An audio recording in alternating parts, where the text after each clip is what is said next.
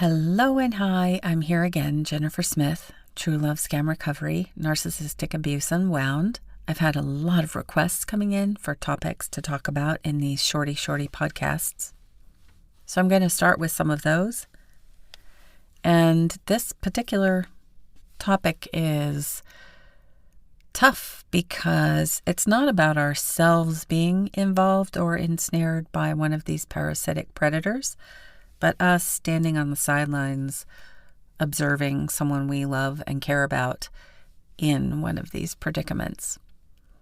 It's natural in these circumstances that our urge is to stop it, to end it, to try to have this person that we love, so to speak, wake up and step away from the pathological person. The thing is that our loved one who is ensnared. And once someone is ensnared, we're under this sociopath spell, and this ignites something within prey, the person who is ensnared. An over-exaggerated, hugely blown up, huger than life-size, colossal devotion, I would say, to the pathological person.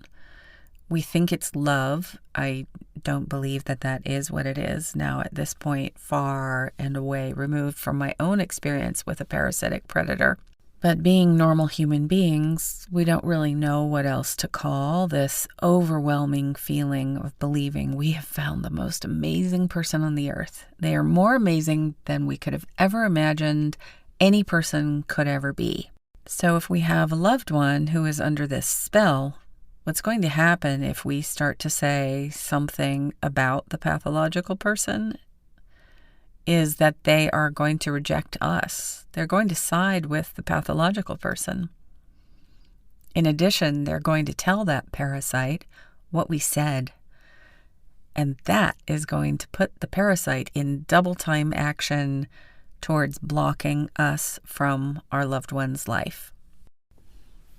A sociopath has to isolate their prey. So whether we say something or not, that is going to occur. They separate prey one from the other. They separate prey from every person in that prey's life. Meaning, let's say it's me that's ensnared, and the sociopath is going to say what they think will affect me and keep me separated from my brother, my sister, my mom, my dad, my cousin, all my friends, whoever it is that's in my life around me. They want to create a chasm between that person and us so that we don't all get together and talk about this dirtbag, and their talk about the dirtbag does not, in fact, wake us up to what they are. This is a dynamic that the parasitic predator is fully aware of, and they do their best to make sure that doesn't happen. Another reason they separate prey, by the way, is because they would love to individually go after each one of those people. My mom, my brother, my sister, my cousin, whoever. And they do. They do try that sometimes.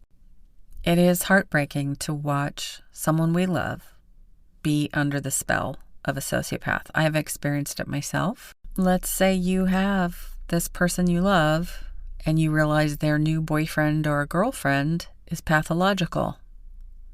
I would recommend that you keep your mouth closed. I would recommend that you say nothing about it.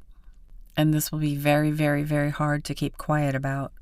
What you want to do is stay close to your friend, to your loved one.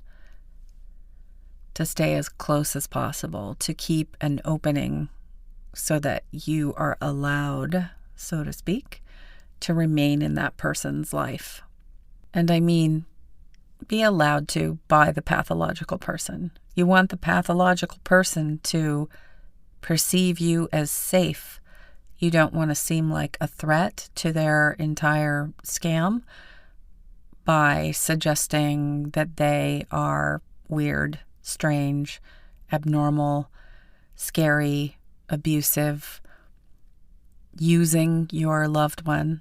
You don't want to say any of that to your loved one or in front of the pathological predator. You don't want to imply it. You don't want to give that impression. And this is just to keep the doorway open, because one day, finally, it will come to an end, and the person who you love will need you very, very, very, very much.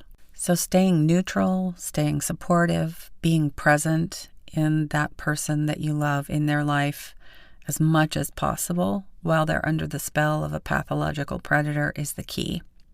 At some point, they will exhibit evidence of not being happy, of questioning things that are going on. My recommendation would be that when things get to that point where we notice they are not feeling so good, that rather than making a statement of observation such as, he's lying to you, or he's cheating on you, that we ask questions about how they feel, how this person that we love feels. You want to ask open-ended questions rather than a question that they could simply answer with a yes or no, ideally, but don't worry too much about that. The point is showing that you care about them. An example question could be something like, so how are you feeling? It's been 2 months. How are things going? And then they get the opportunity to say whatever it is they would like to say. It gives them an opening to just talk, and you are going to listen. When we ask a question like this, we often think that we do need to reply. We actually don't. You can just let them talk, and they get to hear themselves about it. It's essentially an opportunity for them to find out how they feel. You'll be able to come up with questions based on the circumstances. Just root yourself in how much you care about your friend. You don't want to express worry in the questions or reflect any kind of doubt or disgust about the predator. Simply really care and love for your friend or loved one. They may not have much of an answer. That's okay. The idea is to just plant a seed.